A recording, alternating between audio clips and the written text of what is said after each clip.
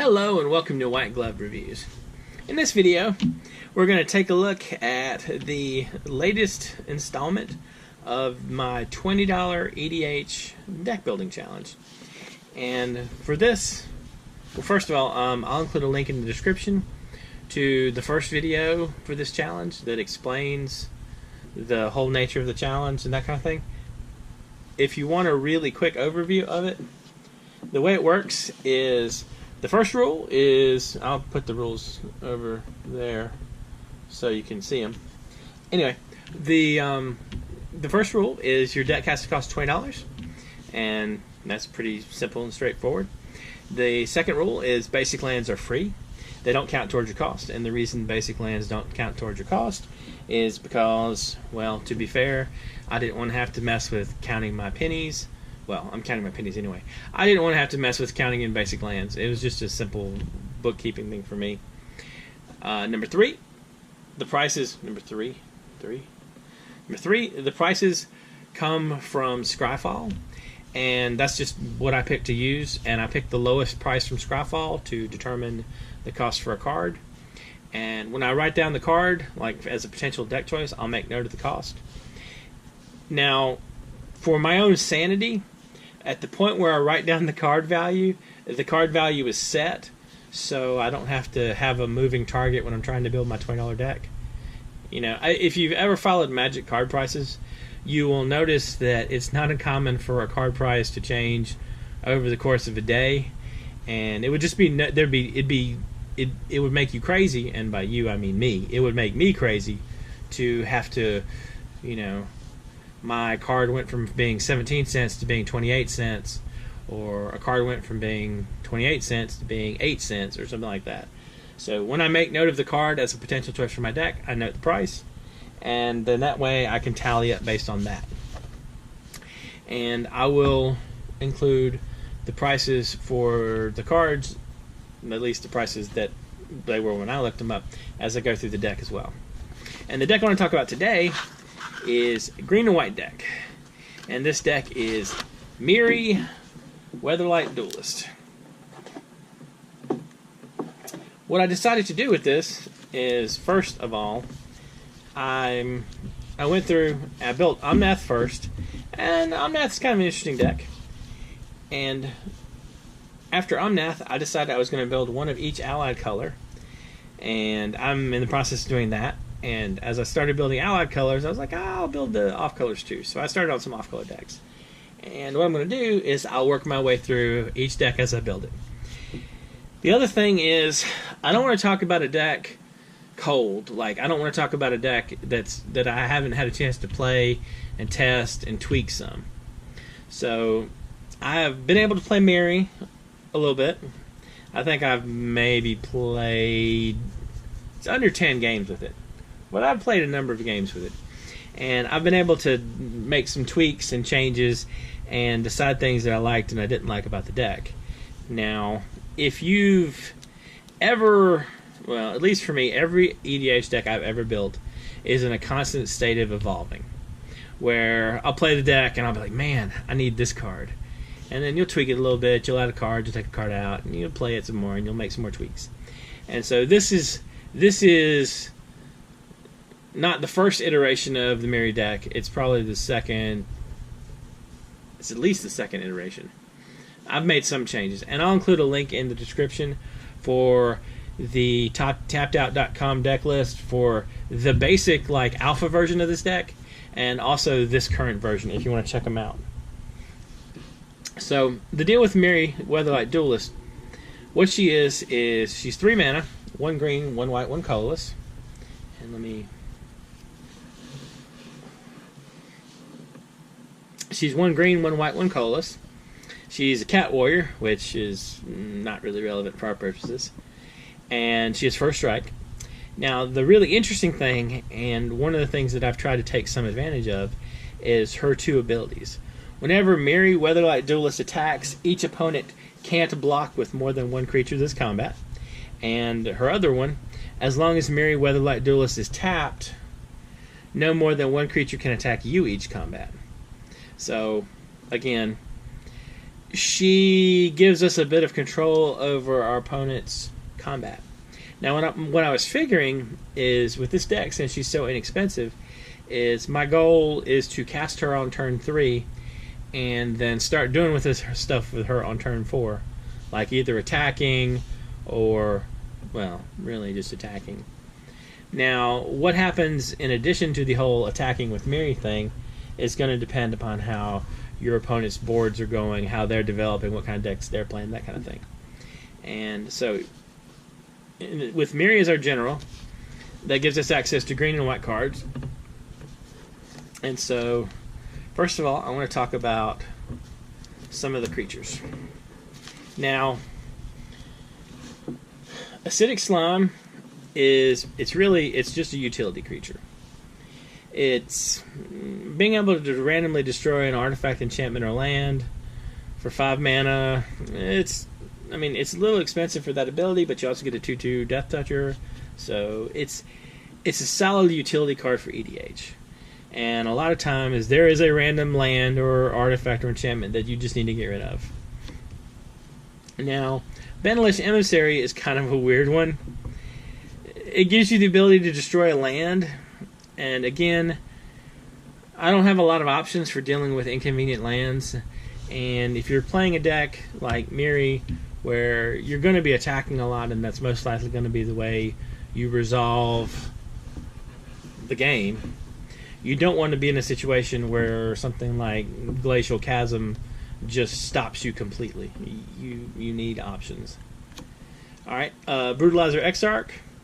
Again, he's more of a utility option. He lets you search for a creature and put on top of your deck, or put target non-creature permanent on the bottom of the center's library. Again, just dealing with inconvenient permanents. Alright, Cataclysmic Gearhulk. I wanted an inexpensive sort of pseudo-wrath effect, and Cataclysmic Gearhulk does that.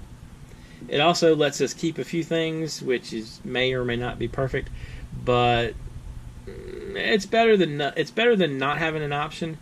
And you're going to run into situations where if someone just gets way out of control, the Cataclysmic Gearhulk can at least rein them back in a little bit, and not totally just destroy your development as well. Denatha Capsian Paragon. Denatha Capsian Paragon.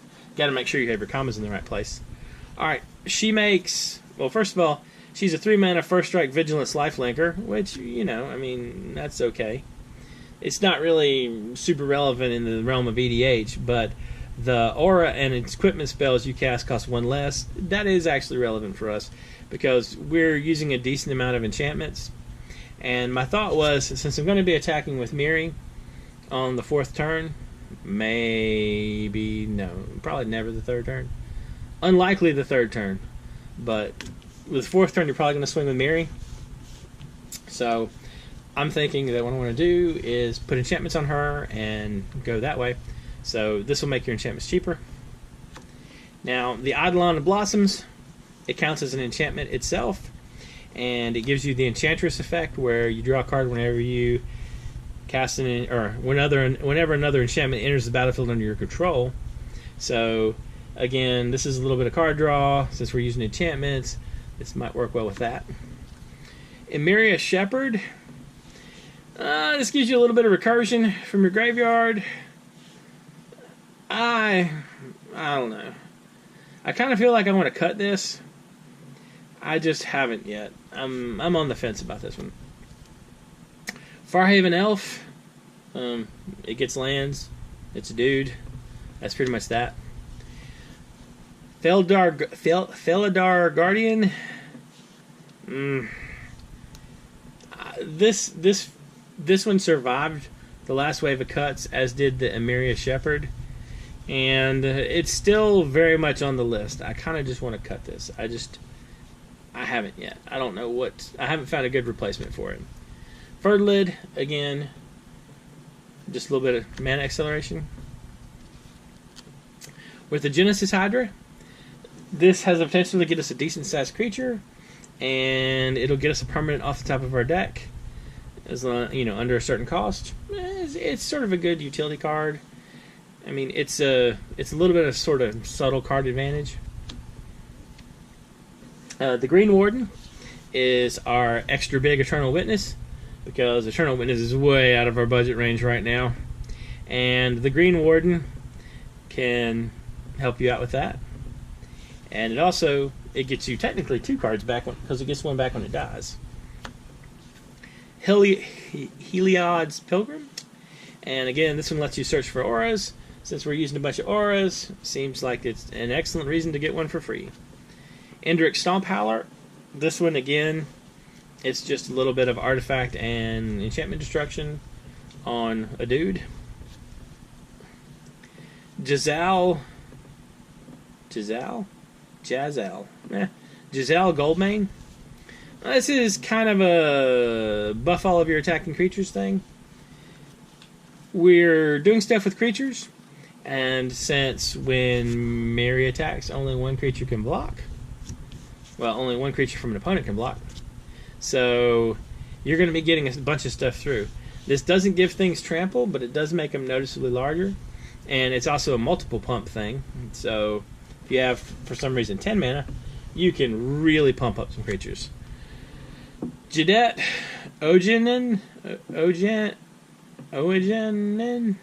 I'm probably mispronouncing that. Anyway, Jadet. He's a big cat guy.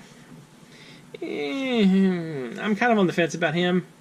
He makes cat warriors, which, you can use the legend cat warriors as tokens, which is always a plus. But I don't know. He's in my question mark list. He was an ad from the first revision, but I don't know if he's going to make it or not. If he's going to stay. Core Cartographer gets us a plane, a little bit of mana acceleration. Mentor of the Meek is some potential card draw. We have a lot of rather inexpensive creatures, and also we have a couple things to put tokens into play. So the Mentor has the potential to draw us a decent number of cards. Mesa Enchantress. She's in here because of all of our auras and enchantments with Mirri and other stuff. Null-Made Shepherd. Again, artifact and enchantment destruction. It's also, I wanted a way to tap Mirri if I wasn't attacking, to sort of provide a little bit of extra defense, because when Mirri's tapped, only 1 creature can attack you. So I found it was good to have alternate ways to tap things. Tap your own guys. Set's Tiger. This is kind of like just a random trick in the deck, where it gives you protection from a color until end of turn and has flash. So it can protect you from a massive attack from a bunch of Avengers Zendikar plant tokens or a giant burn spell, that kind of thing. It's good to have an out. Sigarda Heron's Grace. She's pretty awesome, actually. And being able to put into play human soldiers is kind of good stuff. The Silverblade Paladin, he's in there. Mainly he's in there to help out Mirri, but also, sometimes it's good to give things double strike. Stonecloaker, he's in here to occasionally bounce stuff if we need to. And also, you want to be able to target a card in the graveyard just to break up certain combos and certain things just going catastrophically wrong. And he will do that for you. Alright, the Subjugator Angel. I'm kind of on the fence about her, but it's an effect that I want to see play out before I decide to toss her. The Temur Sabertooth. There's a number of creatures that do things when they come into play, and being able to bounce them could be beneficial, and he does that. Verduran Enchantress. Again, she's the green equivalent of the Mesa Enchantress. And since we have a bunch of auras, might as well see if we can draw some cards with them. The Village Bellringer. Alright, this one is a weird one. I put it in here as kind of a weird trick to be able to play, where you swing out with all your dudes, and then They attack you with one dude because Mirri's tapped, and then you untap and jump it, basically. As tricks go, I'm not sure about this is going to stay, but it's currently a trial. And then Wood Elves to go get your forest. And that takes care of our creatures. Now, next what we need to do is look at the auras and other stuff. Alright, for the various enchantments, the first one is Armadillo Cloak. This is purely something to cast on Mirri, or actually any creature you want. But the intent is for it to go on Mirri, where she gets bigger, gets trample, and you gain life. Banishing Light. This is some permanent removal that will also potentially draw you a card with the enchantresses and the Eidolon we have. Bear Umbra is another kind of Mirri enchantment. And with the Totem Armor thing, it will save Mirri once from getting killed, which, you know, it's inconvenient if your general gets killed a bunch. Now, Dawn's Reflection. This is kind of some... It's to get us into bigger mana without necessarily having to ramp with artifacts or with traditional ramp like Cultivate, Kadama's Reach, that kind of thing. Although there is a Cultivate in this deck. But some of the other ramp is either too expensive for us to play monetarily, or it's a little too specialized, like Skyshroud Claim, where it only gets forests. And since we're not playing any dual lands or any shock lands, we can't say, like, go get a, you know, Savannah. So, Dawn's Reflection. I'm trying Dawn's Reflection out, and I've kind of... If on turn 4 you don't have anything to do to help Mirri out, but you have this in your hand, it kind of lays the groundwork for doing more spectacular things as you go farther along. Imperial Armor. Imperial Armor? E-M-P-Y-R-S. Imperial Armor. Imperial Armor, again, make creatures, possibly Mirri, bigger. Fertile Ground, again, is a little bit of aura/enchantment-based acceleration. Glare of Subdual. Again, I did want a way to be able to tap Mirri to prevent from being attacked if the board sort of starts to back up. And Glare of Subdual has the potential to give you some control over just the general board. Lumenok Ascension. Alright, Lumenok Ascension is one of those cards that if you get it into play turn 2, it will affect the game drastically. If you get it into play later, it's more dicey, but it's a solid enchantment to have. Market Festival is a functional copy of Dawn's Reflection, where it's just a 4-mana enchantment that causes land to tap for mana. Oblivion Ring is more permanent removal. Rancor is, well, you know, Mirri. Sacred Mesa is kind of a... it is definitely a discount Lumenok Ascension, but I wanted to be able to make tokens, and this is an option for doing that. Seal of Primordium. It's an enchantment that basically is a disenchant on a stick, and since we are doing stuff with enchantments and hopefully drawing cards, Seal of Primordium. I can't talk today. Seal of Primordium is, again, more enchantment artifact removal. Snake Umbra. This is kind of the dream where you play Mirri turn 3, you play Snake Umbra turn 4, you swing with Mirri, you draw a card on whoever doesn't happen to have a blocker, and you keep going, and it helps sort of accelerate your card draw. Stasis Snare. A lot of times you want to be able to deal with creatures, and I mean, you need instant ways to deal with creatures, and Stasis Snare fits with our aura theme. Unquestioned Authority. Mirri with protection from creatures is generally good stuff, and this draws you a card for that. Ideally, you want to draw a card for Unquestioned Authority itself, and then maybe for the Eidolon or for an Enchantress. Wild Growth is... Actually, Wild Growth is the way you get a Mirri on turn 2, and you're able to attack on turn 3. I knew there's a way to do it. So turn 1, you play Wild Growth on the forest. Turn 2, you drop a plains, play Mirri. Turn 3, swing a Mirri.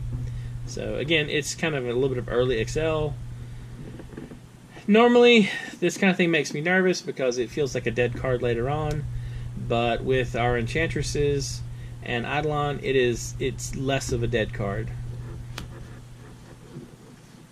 The Dowsing Dagger, again, with Mirri, you have the potential to play Dowsing Dagger on turn 3, Mirri turn... I'm sorry, I said that wrong. You play Dowsing Dagger turn 2, Mirri turn 3, equip Mirri turn 4, swing and flip Dowsing Dagger. So, I mean, it's a little bit of Excel and potentially useful. Hero's Blade, again, Hero's Blade turn 2, Mirri turn 3. It auto-equips to Mirri when she comes into play. So, you have a big angry Mirri, which, you know, you can't go wrong with that. Now, in addition to those auras, we have some lands, and I want to say it's 18 forests, 19 plains. Anyway, you can check the deck list in the link in the description for sure. So, but we got a bunch of basic lands. I didn't do anything really spectacular with the basic lands. They're just, I mean, like with the lands themselves, it's just an assortment of basics. I didn't even actually bother with anything like Terramorphic Expanse or Evolving Wilds or anything like that. It's just, I don't necessarily think we really need any fancy lands for this deck. The main thing is you want one of each on turn 3 so you can cast Mirri, but oftentimes that's not too bad. Alright, so for the instants, there's not that many instants in the deck. We've got Crib Swap, which is just targeted creature removal. Sometimes you got to be able to remove a creature from the game, and giving them a 1/1 shapeshifter token, it's not really that big of a price to pay. Deglamour, it's kind of a souped up disenchant or naturalize, where it shuffles it into their deck. It deals with things that can't be destroyed, is really the issue.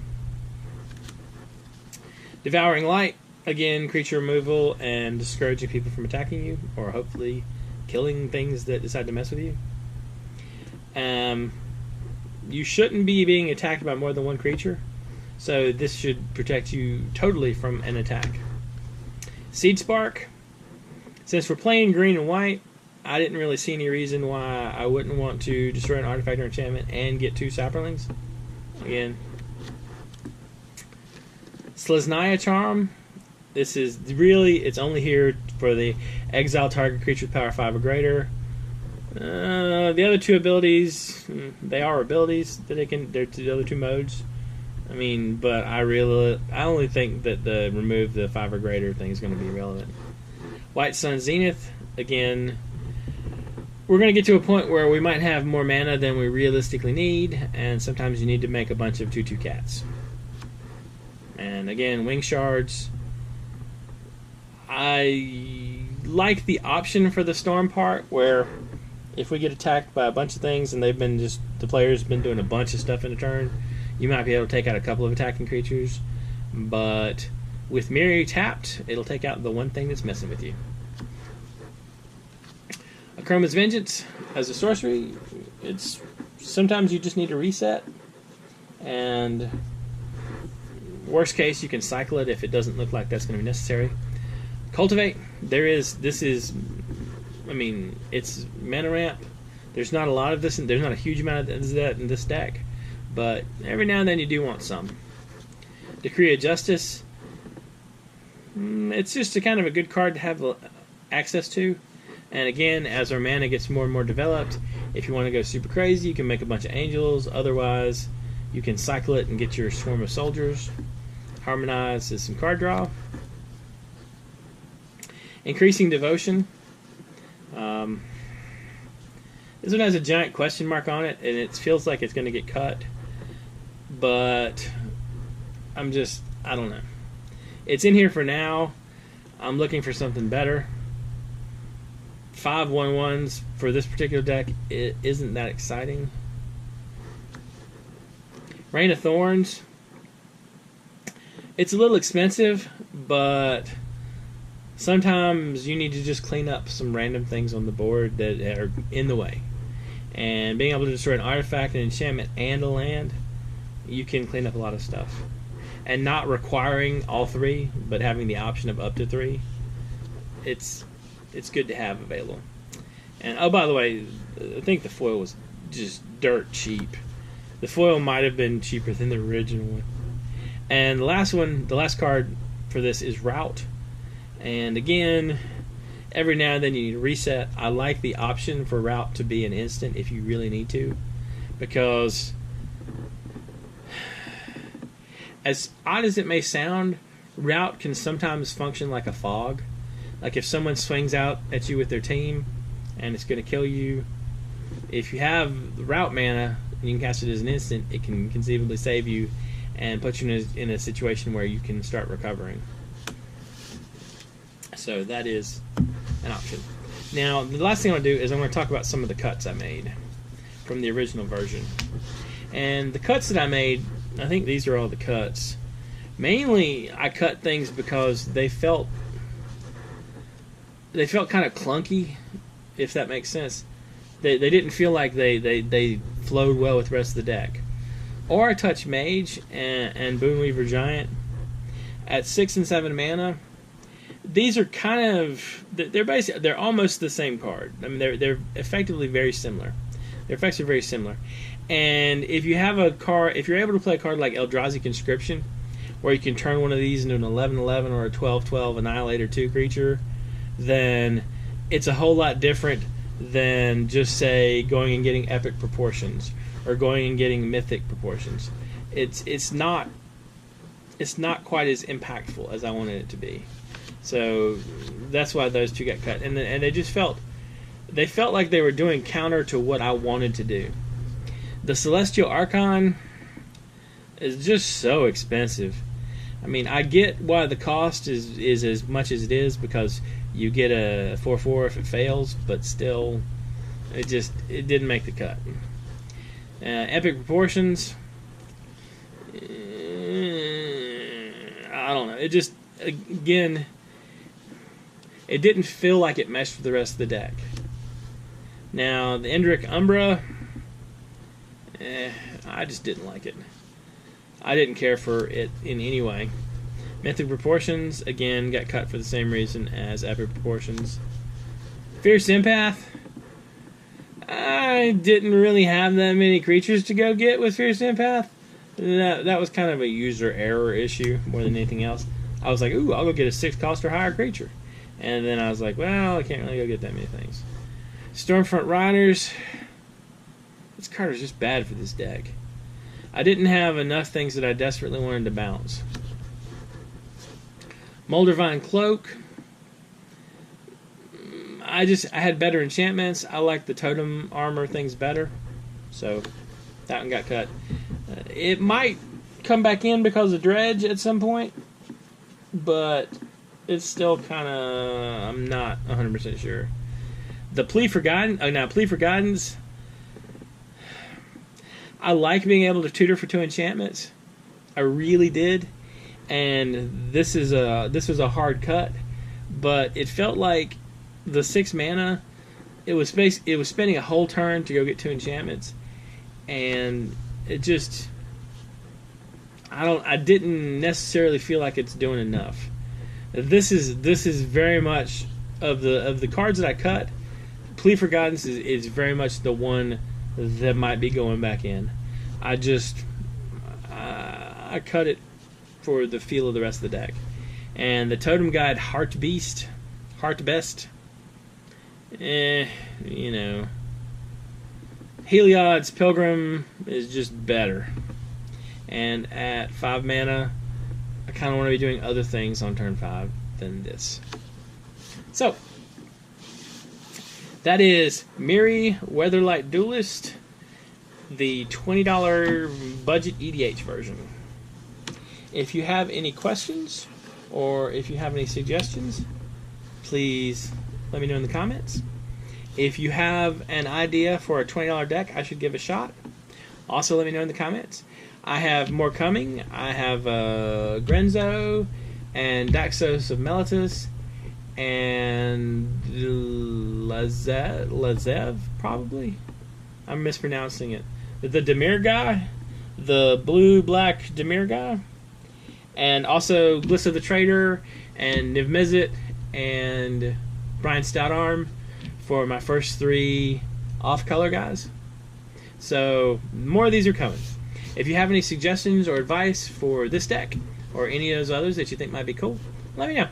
And if you've enjoyed this video, please like and subscribe, and I hope y'all have an excellent day.